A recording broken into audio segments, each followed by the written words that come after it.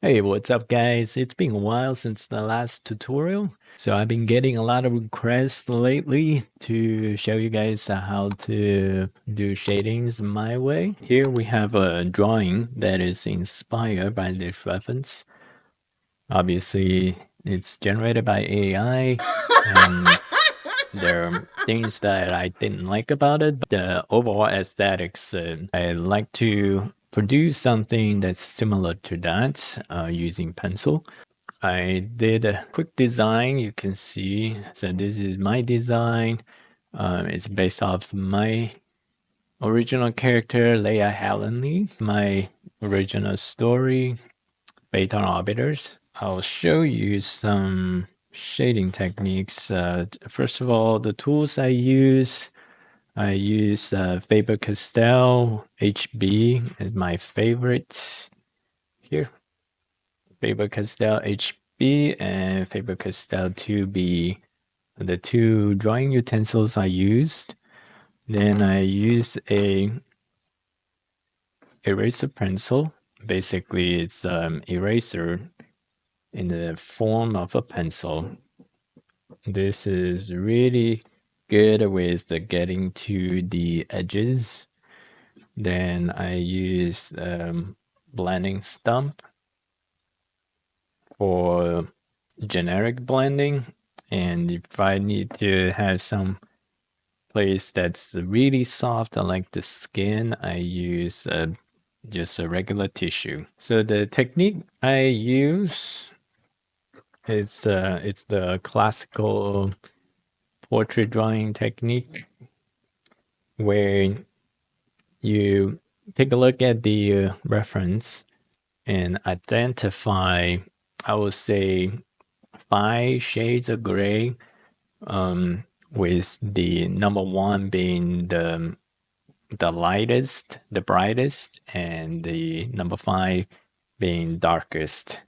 And so you want to summarize the subject exposed to lighting, highlights, midtone, shadow, and different values of local colors. Based on the reference, a lot of it you can start with just do a very even gray, mid gray.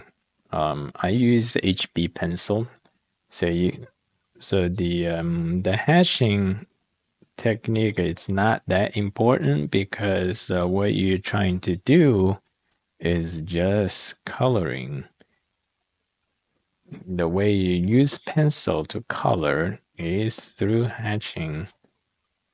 Most of the time I use just one directional diagonal hatching, unless it's a focal point of the subject.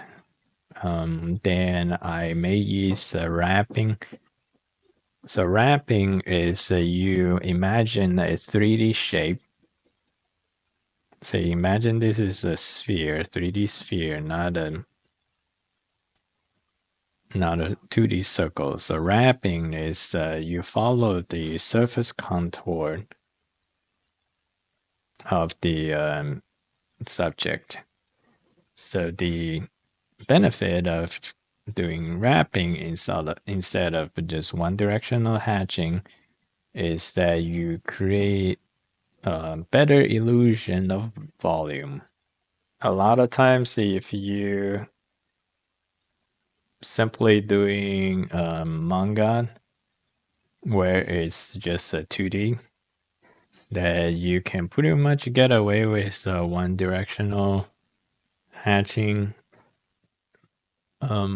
But if you want to really do the details of a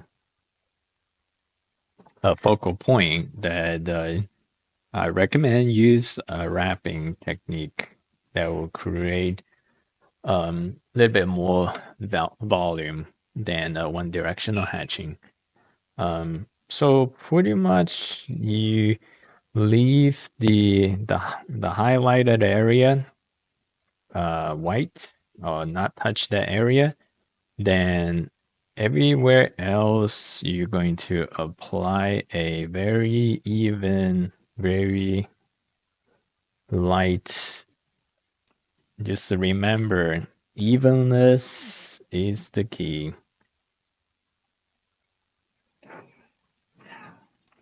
So very even gray tone. Leave the highlighted area white, but everywhere else apply a even gray tone.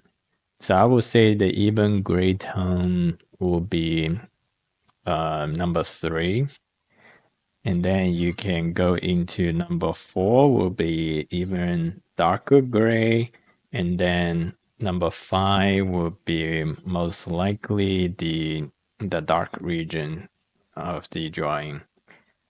Don't worry too much about the details yet, because you're going to refine details later down the road. Right now, all we're trying to do is make sure the overall drawing, the big picture, is harmonious, balanced. So here, I'm just demonstrating some techniques, and after this, I will go over the drawing process of drawing this piece. And remember, patience is key. Do not rush. You rather do multiple layers of shading to darken the area than just use brute force. Because the lighter you apply your shading, the more control you have. Your observation is still not very sensitive, so there are lots of relationships, and just remember, relationship is key. What you're drawing relationships.